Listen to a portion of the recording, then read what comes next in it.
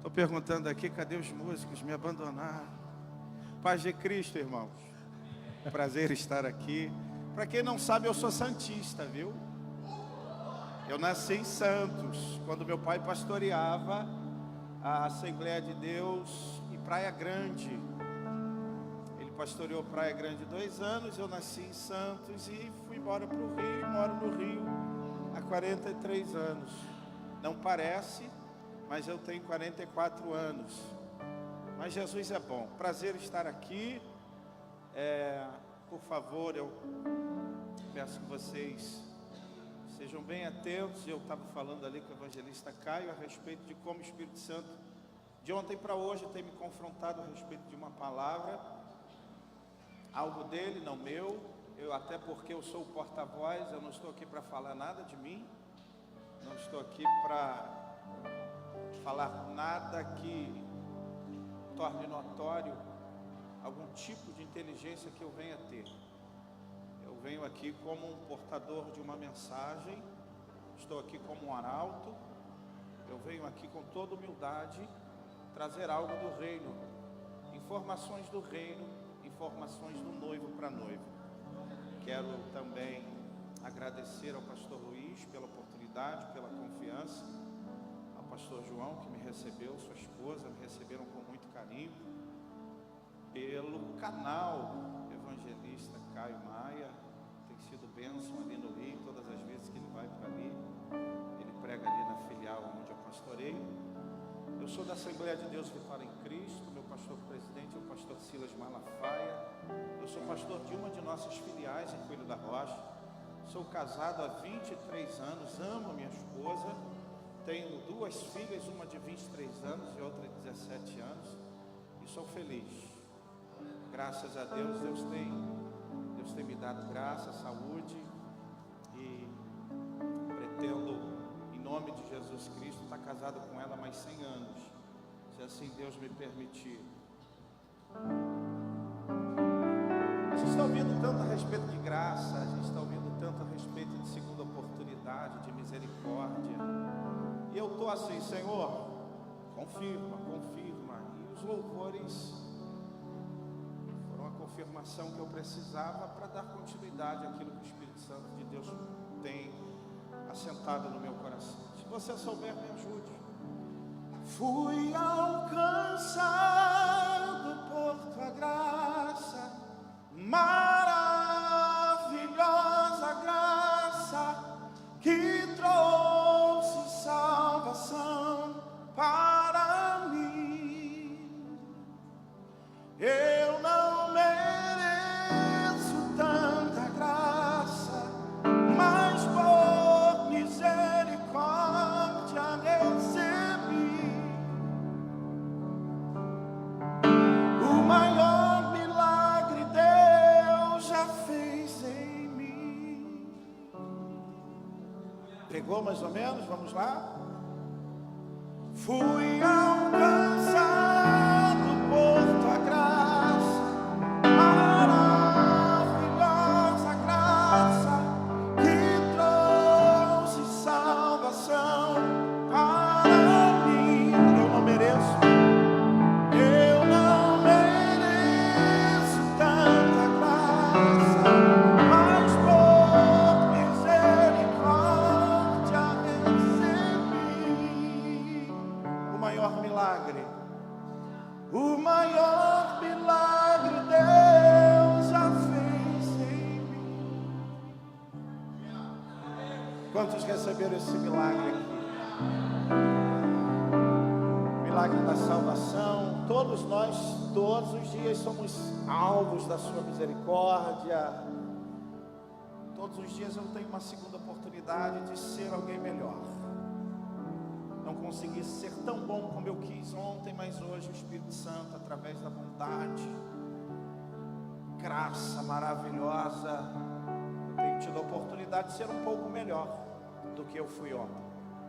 Então eu preciso que você olhe para esse amigo que está ao seu lado. Eu sou da área da educação e por algumas vezes eu vou pedir para que você interaja comigo, porque faz parte da pedagogia, faz parte da didática.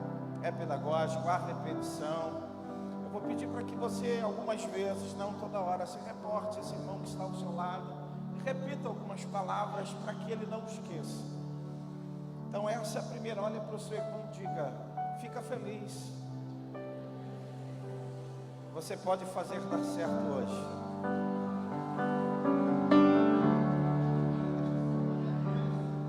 Você pode fazer tudo de novo, mas da maneira correta. Essa é a graça. Me pergunte o que é graça, porque eu vou te dar uma explicação teológica. Mas a graça, ela é tão cara que você não precisa comprar, você simplesmente a recebe. Mas ela não deixa de ser preciosa. Ela não deixa de valer um valor que eu não sei mensurar a vocês. Mas eu gostaria de falar a respeito de Davi. Se você puder abrir sua Bíblia rapidamente, por favor. Segundo livro de Samuel, capítulo de número 12, versículo 20. 8 atitudes de quem quer seguir em frente. 8 atitudes de quem quer seguir em frente. Independente do que eu tenha feito, do que você tenha feito, não se martirize, não se aprisione, não pense que o silêncio é o remédio que você precisa. Mas eu vim lá de Mesquita City, Rio de Janeiro, Baixada Fluminense, com uma palavra ardendo no coração. Versículo 20, segundo livro de Samuel, capítulo 12, versículo 20. Então Davi se levantou da terra e se lavou, e se ungiu, e mudou de vestes, e entrou na casa do Senhor e adorou. Então veio à sua casa e pediu pão. E lhe puseram pão e comeu. 8 atitudes de quem quer seguir em frente. Eu tenho certeza que ninguém quer parar aqui. Eu tenho certeza que todos nós queremos dar continuidade naquilo que Deus tem proposto para nós, para a nossa vida, algo que Ele projetou e algo que Ele aposta que nós iremos conseguir. Então não estou vendo fracassado, eu não estou vendo aqui ninguém que não esteja disposto de tentar mais uma vez. Eu tenho certeza que nesta noite o Espírito Santo já tem falado, já tem tratado através dos louvores e agora um pouco mais através da palavra de Deus. Não vou tecer comentários a respeito de Davi, porque você já o conhece. João Calvino, ele estudou afinco os livros de Salmo e ele chegou numa seguinte conclusão, que o livro dos Salmos é a anatomia completa da alma. Se você for ler com um pouco mais de cuidado, você vai ver que todos os salmos, eles correspondem à exposição de emoções e sentimentos. Não tem um salmo que não fale de uma emoção, de um sentimento. Todos os hinos, os 150 hinos, todos os hinos que compõem esse compêndio musical, falam a respeito de emoções e de sentimentos. E falar de alguém que sabe expor, que sabe reconhecer, que sabe identificar, e mesmo que por tempo consiga ficar em silêncio, uma hora dessas o Espírito Santo sempre toca no âmago do ser, no cerne do ser, aonde ele não consegue resistir em ficar mais em silêncio. Eu estou falando de um homem que, segundo a Bíblia Sagrada, o próprio Deus mensura esse homem, faz menção deste homem, fala a respeito de uma qualidade em que ele buscou em um período da história de Israel, em um período em que Saul decepciona, em um período em que Saul simplesmente não entendeu o que estava nas suas mãos e o que ele poderia ser feito. E como ele poderia perpetuar não somente o seu reinado, mas poderia também dar a oportunidade dos seus filhos dar continuidade. Mas infelizmente, devido a escolhas, ações, devido simplesmente a querer fazer o que a unção não lhe permitia, ele foi reprovado. Deus então procura alguém, encontra Davi, e você vai ver também essa questão lá em Atos dos Apóstolos, no capítulo de número 13, versículo 22, o próprio Deus fazendo menção de Davi, não falando da pessoa, mas da sua qualidade. Porque se Deus for falar da pessoa, ele não vai ter muito o que falar, mas se ele falar da qualidade, ele vai ter alguma coisa para falar. Eu estava pensando esses dias e simplesmente eu entendi que o nosso comportamento revela a nossa mentalidade, mas a nossa mentalidade consegue construir o nosso comportamento. E quando eu olho para Davi, eu vejo não somente uma mentalidade, eu vejo uma mentalidade que foi moldada e que o comportamento segue a mentalidade que foi moldada. A mesma ideia de Paulo aos Coríntios, aos Romanos, no capítulo 12, versículo 2. Não vos conformeis com este mundo, mas deixai-vos ser transformados pela renovação do vosso entendimento, para que depois experimenteis a boa, perfeita e a agradável vontade de Deus. Paulo ele está falando não de comportamento, Paulo está falando a respeito de mentalidade. Não existe mudança no comportamento sem mudança de mentalidade. Paulo ele usa uma expressão que no grego tem a conotação que se chama metamorfoste. Ele fala de metamorfose, algo que ninguém vê, mas está acontecendo. Algo que a olhos nus você não consegue enxergar, porque algo começa de dentro para fora. É essa a ideia de Paulo aos Romanos, dizendo: a mudança nunca vem de fora para dentro, a mudança sempre vem de dentro para fora. E só quem pode mudar, só quem pode perscrutar, só quem pode ler, só quem pode decifrar, discernir, é o Espírito Santo de Deus. Então, quando o próprio Deus disse: achei um homem segundo o meu coração, e esse homem fará tudo aquilo que eu quiser, ele está falando de alguém que não somente tem uma mente forte, mas também, segundo o que o próprio Davi descobre a respeito dos segredos da misericórdia, da graça de Deus, no Salmo 51, na 17ª estrofe, quando ele simplesmente diz que Deus não rejeita um espírito contrito, um coração contrito e quebrantado, Deus não rejeitará. Então ele encontrou, aqui está a manifestação da graça. A misericórdia de Deus se revela no momento em que eu desabo, no momento em que eu me desarmo, no momento em que eu me entrego, no momento em que eu me abro como um livro a ser lido. É justamente o momento em que Deus, através do seu Espírito, não consegue resistir a esse ato nosso de entrega, de reconhecimento, de arrependimento, de desejo de mudança. Aí o Espírito Santo vem e age, nos abraçando, acalentando, e com a voz, aquela voz, quem já ouviu essa voz aqui essa noite? Quem já ouviu essa voz aqui nessa noite?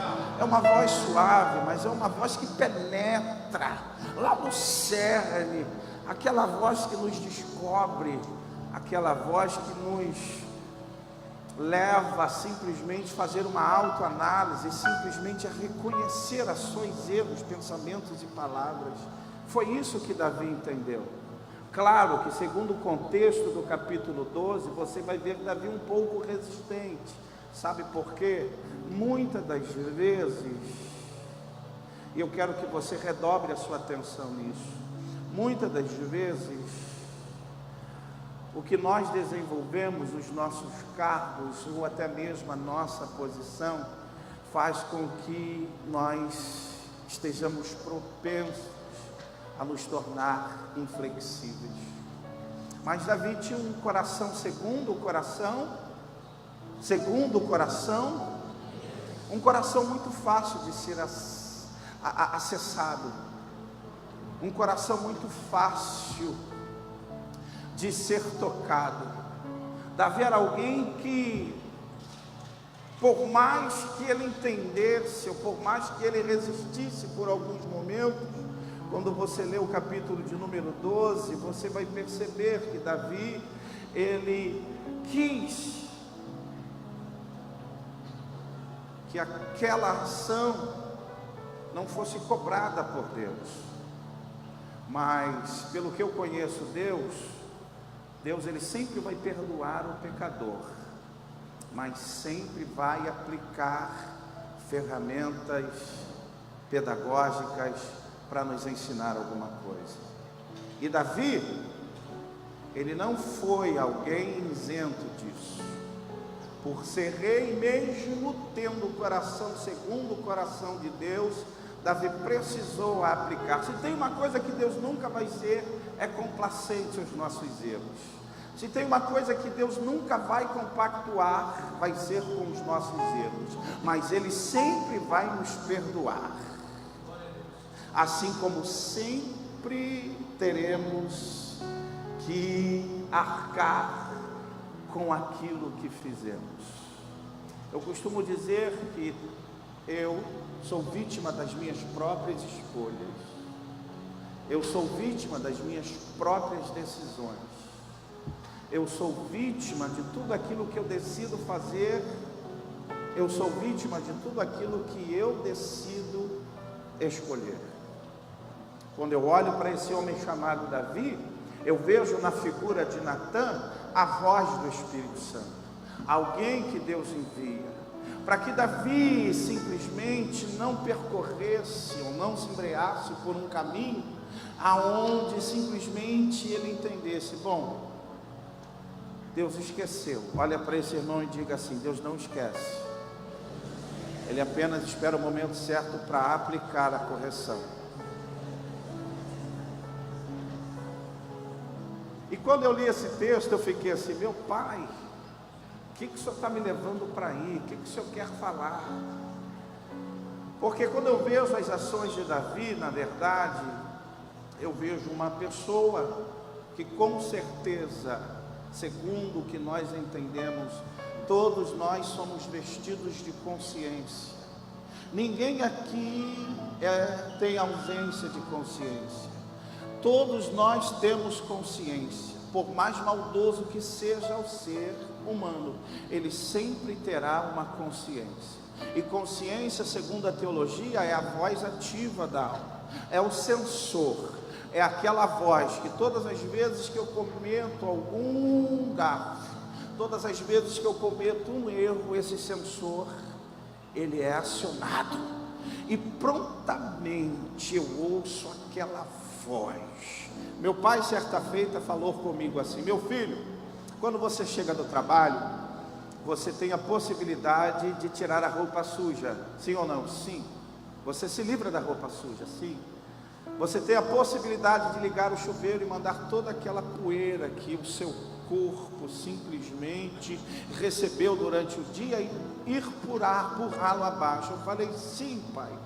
Mas a consciência dorme com você, acorda com você, passa o dia com você. E eu olhei para o meu pai e disse assim: glória a Deus, que essa consciência não me abandone, que essa voz não me deixe achar que o caminho do erro é o caminho para obter o sucesso. Não, nesta noite eu tenho convicção dada pelo Espírito Santo, que tem pessoas aqui sendo tratadas por Ele, e recebe essa palavra para o teu coração. Quem disse que você não terá uma segunda oportunidade é um mentiroso. Quem disse que você não será perdoado é filho de Satanás. Quem disse que Deus não irá te perdoar é um demônio, porque a graça está aqui, a misericórdia está aqui, o amor de Jesus está aqui, e o bendito Espírito Santo está de braços abertos para mais uma vez nos abraçar e dizer: tente mais uma vez, porque eu aposto que você vai conseguir vencer. Então me ajude a pregar, Diz para esse irmão, diga, você vai conseguir vencer. Olha para esse irmão e diga, não desista. Vamos em frente.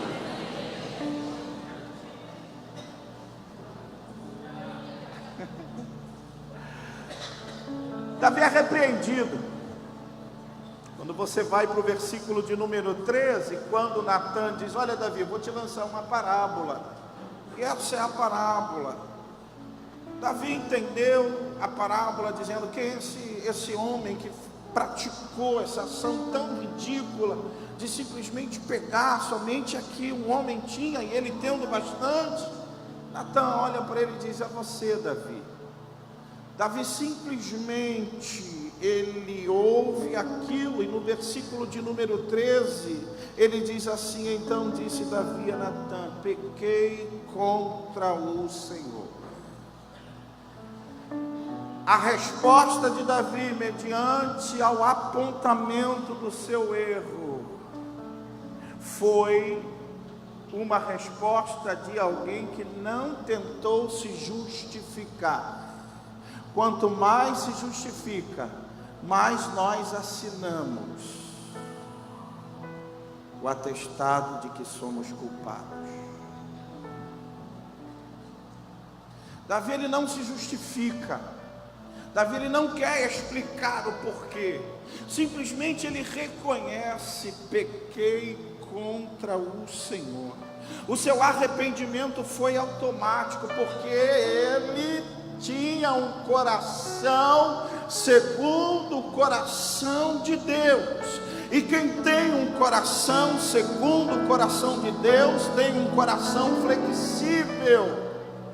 Porque quem tem um coração segundo o coração de Deus, tem um coração aonde Deus faz questão de fazer morada.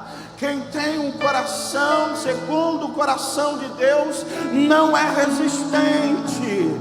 Quem tem um coração segundo o coração de Deus, deixa ele entrar a hora que ele quer.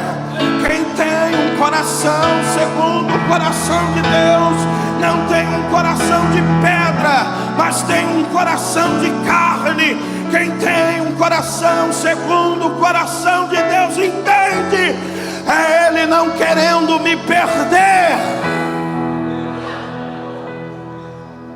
Quantos têm um coração segundo o coração de Deus aqui?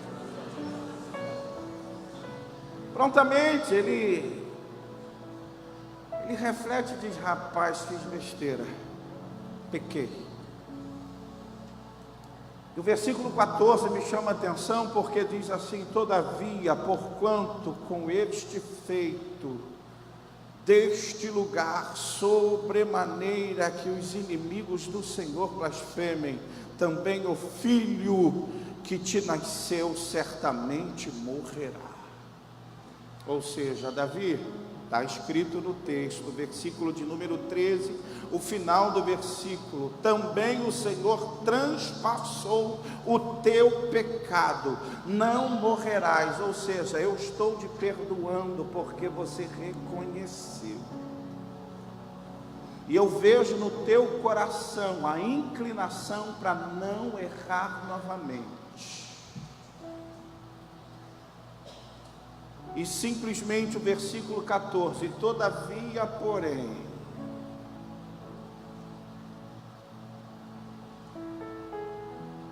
Deus perdoou você, mas a sentença ela vai ser aplicada, a correção ela vai ser aplicada. Não vou deixar passar em branco, Davi. Você vai ter que pagar. Porque essa criança que foi concebida em pecado, eu vou levá-la para mim. Davi prontamente, você olhando o texto, Natan vai para sua casa, a criança ferida, Davi busca a Deus pela criança, ele jejua, ele ora, ele faz a parte dele, ele reconheceu o seu erro, mas como um pai, como alguém que entendeu, isso tudo é por causa de mim, Fui eu o causador disso tudo. Vou orar, vou buscar, vou jejuar para ver se o Deus que eu sirvo age com misericórdia a favor desta criança e não a leva. Davi fez o que estava para ele fazer. Davi simplesmente entendeu: vou fazer a minha parte, vou buscar ao Senhor, porque eu sei que eu sirvo um Deus de misericórdia, eu sei que eu sirvo um Deus da segunda oportunidade. Versículo 17: então os anciões da sua casa se levantaram e foram a ele para o levantar da terra, porém ele não quis e não comeu pão com eles. Ou seja, eu estou em jejum, buscando a Deus por uma causa, sabendo ele de que quem foi o causador disso tudo havia sido quem? O próprio.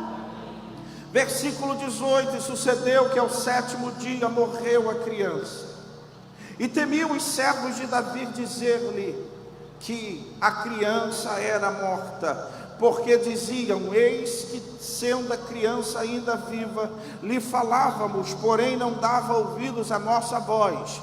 Como pois lhe diremos que a criança é morta? Porque mais mal lhe faria. Viu, porém, Davi que seus servos falavam, ou seja, Davi estava no seu momento de oração, de jejum, em busca pelaquela criança, mas ele não perdeu a percepção do que lhe envolvia.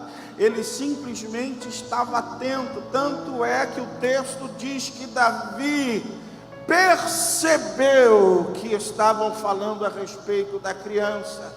E a primeira pergunta que Davi fez: a criança morreu? Morreu. Prontamente a ação de Davi, versículo de número 20: então Davi se levantou da terra, e se lavou, e se ungiu, e mudou as suas vestes, e entrou na casa do Senhor, e adorou. Então veio à sua casa e pediu pão, e lhe puseram pão e o que você quer? Continuar se lamentando, achando que tudo acabou, que não tem mais jeito, que simplesmente as coisas se findam, um ponto final foi colocado? Ou hoje nós teremos as atitudes que Davi teve? Quando você lê comigo o Salmo de número 20, a 8ª estrofe, o salmista está cantando assim: uns se encurvam e caem, mas nós nos levantamos.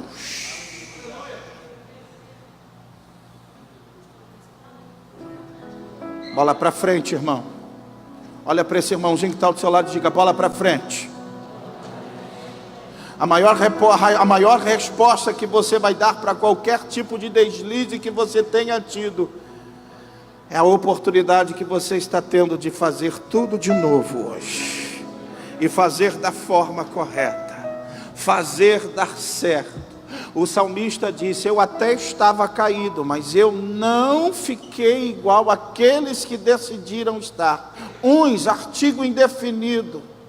Eu não quero ser como estes. Eu sei que eu caí, e por causa da queda, cortes, feridas, arranhões, hematomas, mas mesmo assim eu vou me levantar e ficar de pé.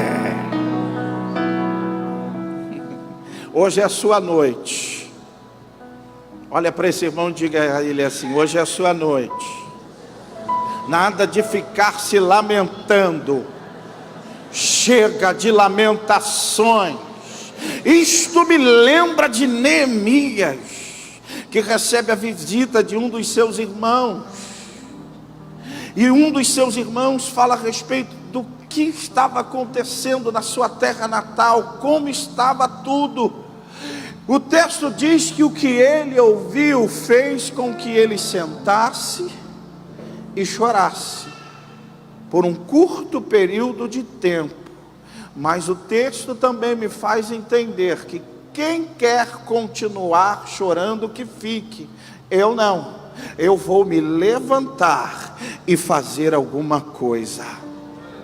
Neemias se levanta porque tem tempo de chorar? Tem tempo de choro? Tem tempo de lágrima? Tem tempo de sofrimento? Tem.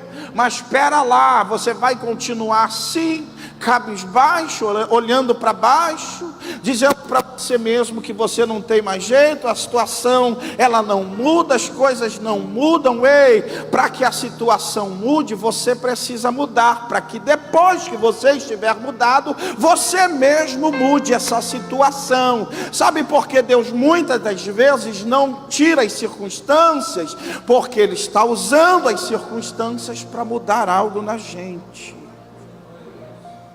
para que quando estas circunstâncias nos mudarem, nós venhamos mudar as circunstâncias. Então olha para esse crente e diga: hoje você sai daqui disposto a fazer algo diferente. Amanhã, algo significativo, algo que vai tirar você desta rota de colisão, algo que vai lhe motivar, algo que vai lhe incentivar, algo que vai lhe dar um novo norte.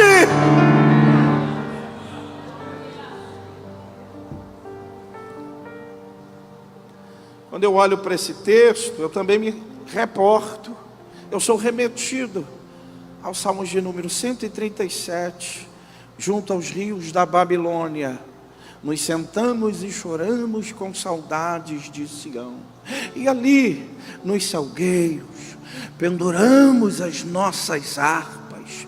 Os nossos perseguidores, os nossos captores pediam canções de Sião. Cantem para nós canções de Sião. E a resposta foi: como é que cantaremos canções de Sião estando em terras estranhas? É o melhor momento para se cantar. Ou você escolhe ficar sentado com saudade, porque quem tem saudade acha que não tem condições de fazer o que não conseguiram, fez ontem, o que não fez ontem dar certo. Porque ou você escolhe simplesmente vivenciar um presente remoendo o passado, tem outros que escolhem viver o presente precipitando-se ao futuro e simplesmente se esquecem do presente. Davi entendeu: eu preciso romper com o passado.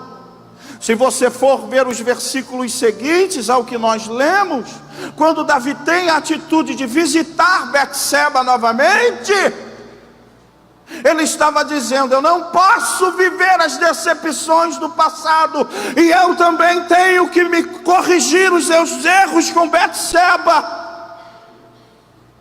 Quando ele decide visitar novamente a sua esposa, ele estava dizendo: olha, vou fazer tudo certo a partir de hoje. Eu vou corrigir o que eu fiz no passado.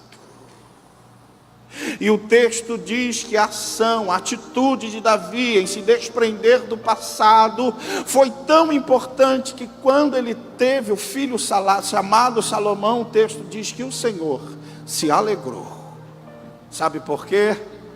É tão bom quando alguém faz o erro, reconhece o erro e simplesmente retorna para consertar o erro, que Deus se agrada disso. Isto quer dizer: eu não quero fazer de novo, eu quero fazer dar certo a partir de hoje. Então olha para esse irmão e diga assim: você está tendo a oportunidade que muitos não tiveram.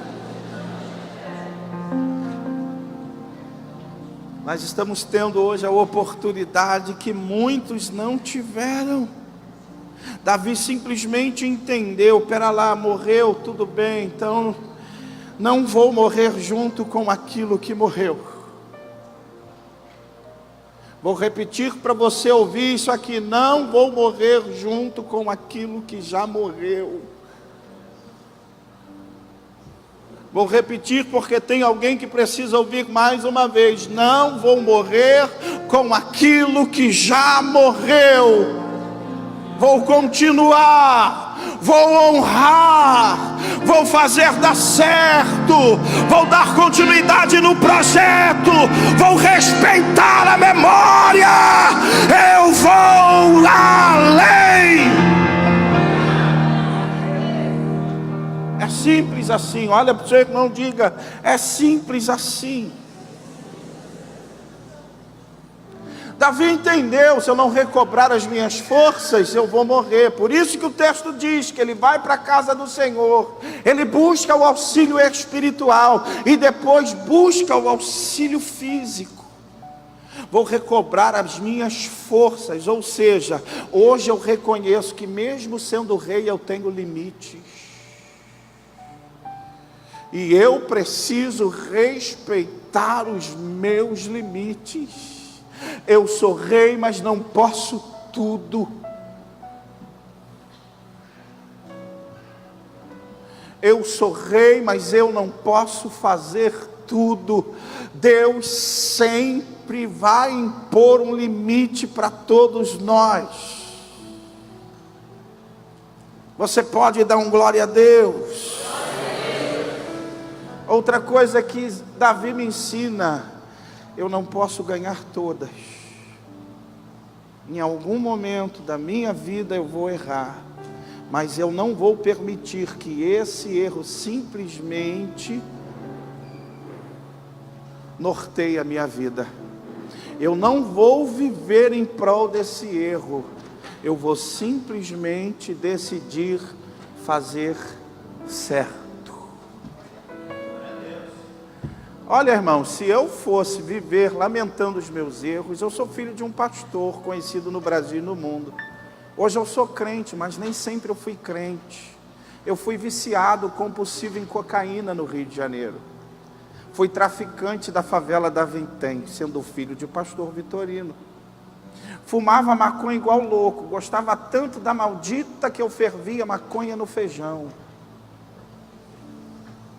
Era o catiço, o Satanás em pessoa. Sou pugilista, praticante de artes marciais, desde os 12 anos de idade, e me achava o tal. Batia bem, andava armado e ainda era bandido, pronto. Um monte de coisa ruim junto, acabou.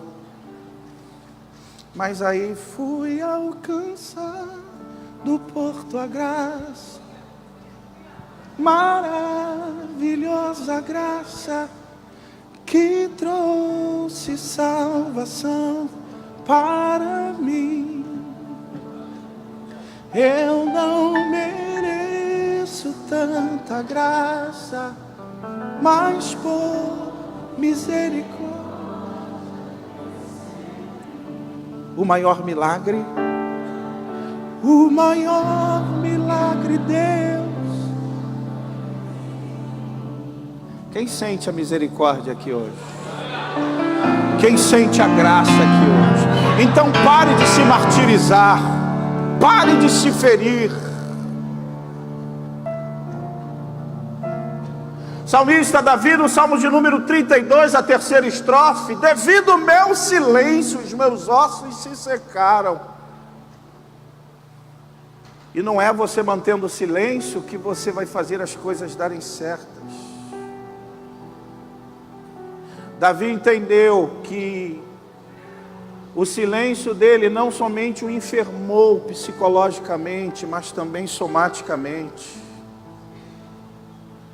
Ele ficou adoecido aqui e aqui no corpo. A sua mente adoece, o seu corpo adoece. O silêncio não é o remédio.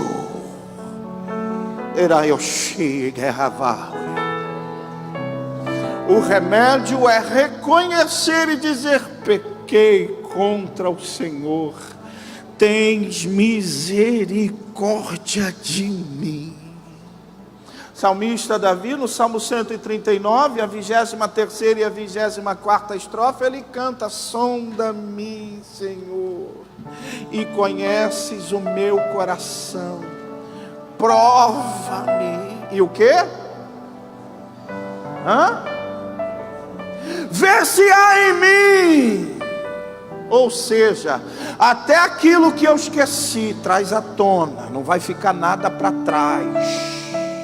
Vê se há em mim algum caminho mau, e o meu desejo é guia-me.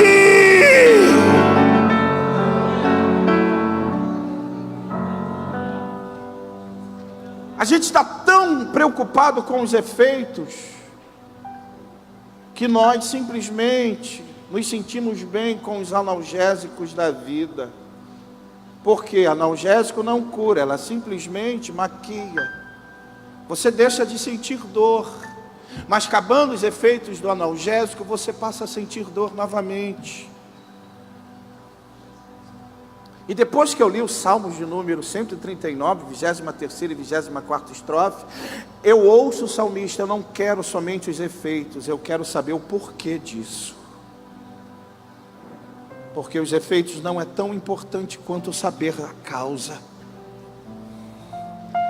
Porque quando eu souber o que foi que causou isso, eu vou tomar mais cuidado. Se você está em busca de efeitos, você está buscando algo paliativo. Agora, se você veio buscar a causa, fica de pé comigo. Deus hoje vai te revelar a causa, para que quando você for curado, você tome mais cuidados, você cuide mais da sua saúde espiritual, você cuide mais da sua vida espiritual. Ei, olha para esse irmão e diga assim: levante-se hoje.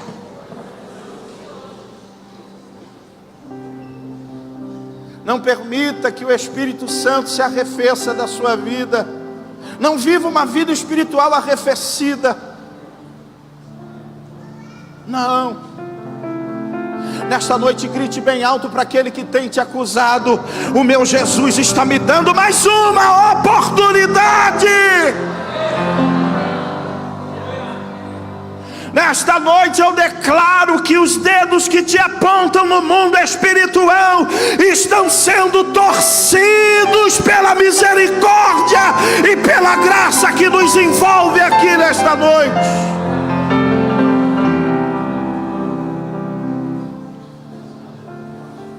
Quem quer ser curado aqui? Eu vim como profeta de Deus lá de Mesquita para você aqui hoje. Recobre as suas forças. Tem jeito sim. Tem jeito sim. Depende mais de você do que propriamente de Deus. Porque Deus está esperando só um passo teu, para que Ele destrua toda aquela concepção que o inimigo criou a teu respeito e fez você acreditar que seria assim. Mas nesta noite o Deus que quebra o jugo está aqui. Nesta noite o Deus da misericórdia está aqui, o Deus da graça está aqui, o Deus do perdão está aqui. Me dá um dó maior. Eu estava em casa muito louco, muito doido. Ainda estava com uma pistola que eu tinha 380, deitado na casa do meu pai, com muito pó na cara. Aí chegou um momento, um grupo chamado Momento de Paz, pastor. Eles foram para cima para a reunião, conversar com meu pai, para o meu pai abençoar o CD. E eles simplesmente: vem meu pastor, para cá que eu já estou encerrando. E eles, um deles foi usado por Deus para me chamar lá em cima.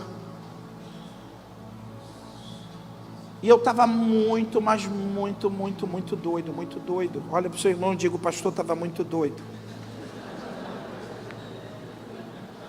Porque quando você cheira, você também fuma. Eu fumava, cheirava e fumava, fumava, cheirava e fumava, bebia, fumava, cheirava e bebia. Então estava muito louco. E nesse dia eu nunca esperei que o Espírito Santo tinha marcado aquele momento comigo. E esse rapaz do grupo Momento de Paz olhou para mim e disse assim: olha, eu tinha acabado de ser ameaçado de morte, estava na rua com um amigo, o cara que me ameaçou, ele disparou um tiro, a arma estava na minha direção, era para eu ter sido atingido, mas eu vi nitidamente o anjo do Senhor acampado na minha frente.